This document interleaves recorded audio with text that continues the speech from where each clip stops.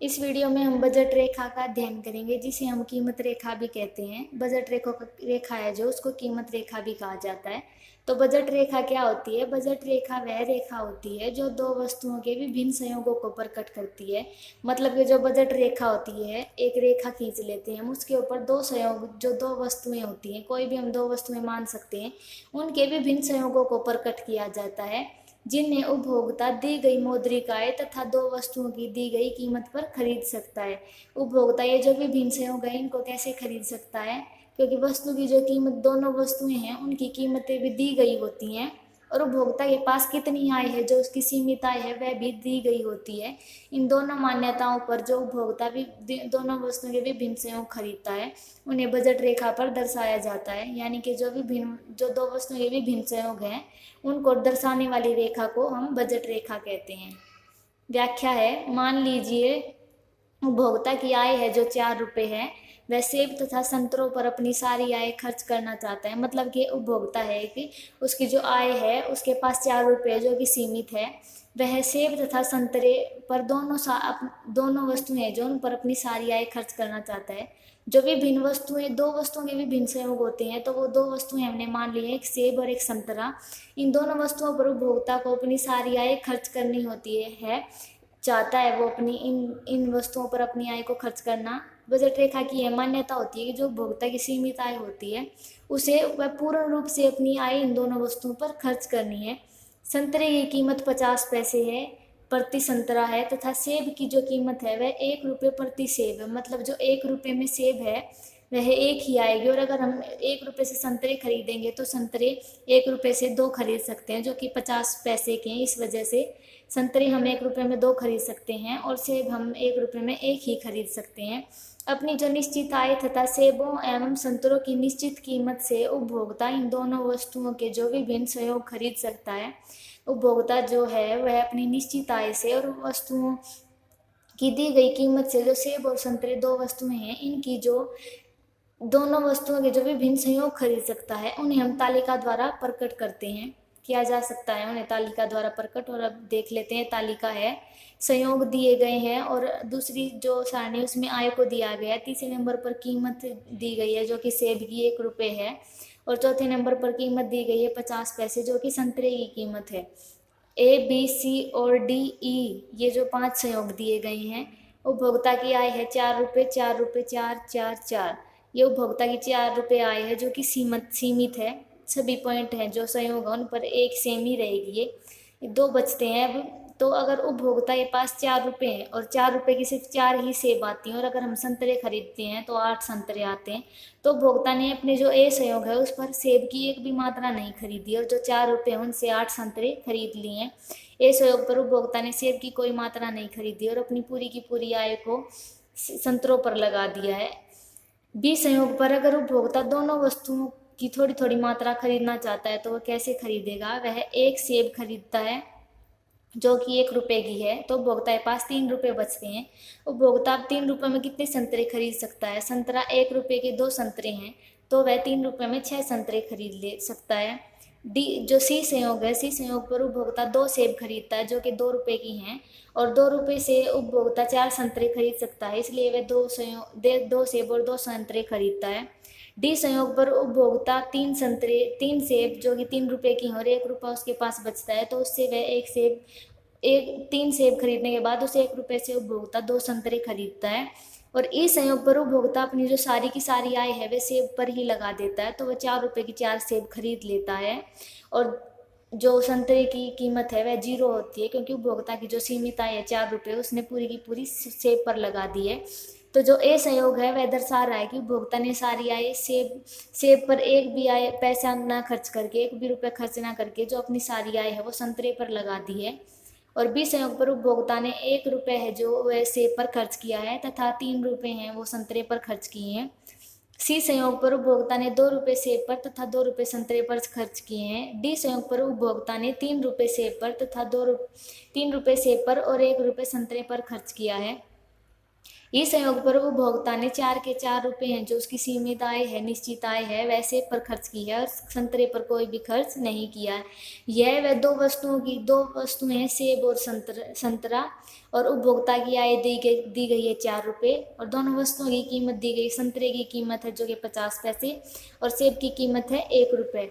इन मान्यताओं पर जो उपभोक्ता ने दोनों वस्तुओं के जो संयोग खरीदे हैं, जो कि 0, 1, 2, 3, 4 सेब के संयोग है, 4, 6, 8, 6, 4, 2 और 0 है, ये संतरे के संयोग है। इन दोनों को जो संयोग है वस्तुओं के, इनको प्रकट करने वाली रेखा को हम बजट रेखा कहते हैं। मतलब बजट रेखा वह रेखा होती है जो दो वस्तुओं के विभिन्न संयोगों को दर्शाती है, जो उपभोक्ता अपनी दी गई मौद्रिक आय तथा वस्तुओं की दी गई कीमत पर खरीद सकता है। जो तालिका थी, तालिका से ज्ञात होता है कि यदि उपभोक्ता केवल संतरे खरीदना चाहता है तो वह अपनी 4 रुपए की निश्चित आय से अधिक 8 संतरे खरीद सकता है। अगर उपभोक्ता संतरे खरीदना चाहता है तो वह 8 संतरे खरीद सकता है। क्यों? क्योंकि 1 रुपये में वह 2 संतरे खरीद सकता है, क्योंकि संतरे की कीमत है जो 50 पैसे है। तो 1 रुपये में अगर वो 2 संतरे खरीद सकता है तो 4 रुपये में उपभोक्ता 8 संतरे खरीद सकता है, अधिक से अधिक, क्योंकि उसकी कीमत है जो निश्चित है। इसके विपरीत यदि उपभोक्ता केवल सेब ही खरीदना चाहता है या खरीदता है तो वह अपनी निश्चित आय है जो उसकी 4 रुपये, उससे अधिक 4 ही सेब खरीद सकता है। सेब और संतरे की जो इन सीमाओं के बीच बनने वाले जो संयोग हैं, जैसे कि 6 संतरे 1 सेब, 4 संतरे 2 सेब और 2 संतरे 3 सेब भी खरीद सकता है। मतलब अगर सारी आय खर्च करे तो ए संयोग पर जो कि उपभोक्ता 8 संतरे खरीद सकता है, और सारी आय अगर वो सेब पर खर्च करे तो वह 4 सेब और संतरे की 0 मात्रा खरीदेगा। लेकिन अगर वो दोनों वस्तुओं पर अपनी आय को खर्च करना चाहे और दोनों वस्तुओं को खरीदना चाहता है तो वह खरीद सकता है, जैसे कि 6 संतरे 1 सेब, 4 संतरे 2 सेब और 2 संतरे 3 सेब। ये वो संयोग हैं जिन्हें उपभोक्ता जो दो वस्तुओं के विभिन्न संयोग हैं, इन सीमाओं के बीच ये बनने वाले संयोग है, जो कि सेब और संतरे की इन सीमाओं के बीच बनने वाले संयोग हैं। ये है बजट लाइन। ओ वाई अक्ष पर है जो ऑरेंज की मात्रा को यानी संतरे को दर्शाया गया है, संतरे की मात्रा को, और ओ एक्स अक्ष पर हमने एप्पल में सेब की मात्रा को दर्शाया है। ये देख लीजिए आप, ए जो संयोग पर है उस पर उपभोक्ता संतरे अपनी जो आय है वो पूरी रूप से संतरे पर लगा देता है, तो ए संयोग पर उपभोक्ता 8 संतरों को खरीदता है। बी जो संयोग है उस पर उपभोक्ता 1 सेब, जो कि ये दिखाया गया है 1 सेब, ये जो बी संयोग है इस पर उपभोक्ता 1 सेब यहाँ से और संतरे 6 खरीदता है। अब यहाँ है तो यहाँ सिर्फ यहाँ 8 संतरे खरीदे हैं उपभोक्ता ने इस संयोग पर, यहाँ पर संतरे सेब है जो उसकी कोई मात्रा नहीं खरीदी गई है। बी संयोग पर उपभोक्ता ने 6 संतरे 1 सेब को खरीदा है। सी संयोग जो है उस पर उपभोक्ता ने 4 संतरे तथा 2 सेब की मात्रा को खरीदा है, और डी संयोग पर उपभोक्ता ने 2 संतरे 3 सेब खरीदी हैं, और जो चौथी जो सेब है वह ई संयोग है। जो ई संयोग पर उपभोक्ता ने जो सारी की सारी आय है वो सेब पर खर्च कर दी है, यानी 4 सेब खरीदी हैं, और जो संतरे का है वह 0 मात्रा है, संतरे की कोई मात्रा नहीं खरीदी है। ये बजट लाइन है जो कि जो दो वस्तुएं हैं एप्पल और ऑरेंज, उनके विभिन्न संयोग है A B C D E.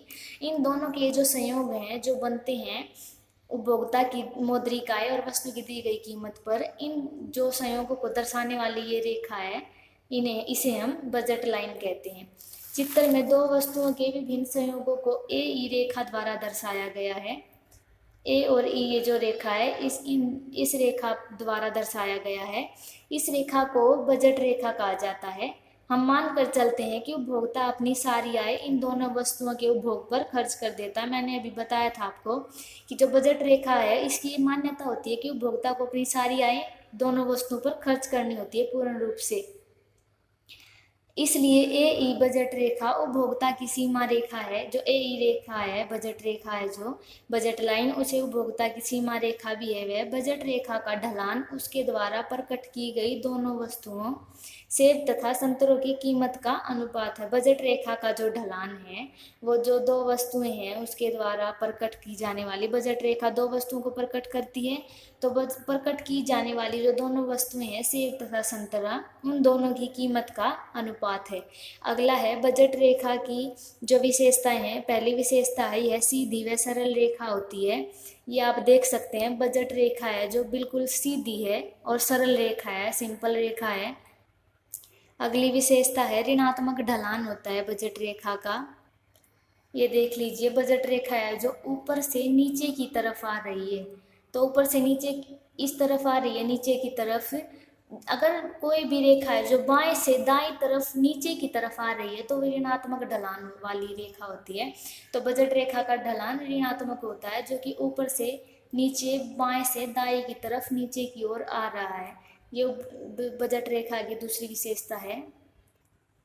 अगली विशेषता है यदि दो बजट रेखाएं उपभोक्ता की समान कीमतें परंतु आय के विभिन्न स्तर को प्रदर्शित करती हैं तब दोनों रेखाएं समानांतर होंगी। यदि दो बजट रेखाएं हैं, मान लीजिए ये जो बजट रेखा है इसके ऊपर एक और हम बजट रेखा बना देते हैं, तो वस्तु की तो समान कीमत रहेगी, कीमत वस्तु की वही रहेगी, लेकिन जो है पर उपभोक्ता की जो आय है वह आय के विभिन्न स्त्रोतों को प्रदर्शित करेगी। ये इसमें ये हम आय को बढ़ा हुआ मान लेंगे लेकिन वस्तु की कीमत वही रहेगी। और अगर वह आय के विभिन्न स्त्रोतों को प्रदर्शित करती है तब भी दोनों जो रेखाएं हैं वह एक दूसरे के समानांतर रहेंगी। आई होप आप लोगों को वीडियो अच्छी तरह से समझ आ गई होगी। तो thanks for watching my video. आपको मेरा पढ़ाने का तरीका कैसा लगता है, मेरी वीडियो कैसी लगी, मेरे को कमेंट करके ज़रूर बताइएगा। मिलते हैं नेक्स्ट वीडियो में हम बजट रेखा के स्थानांतरण के साथ कि बजट रेखा का स्थानांतरण कैसे होता है। Thank you.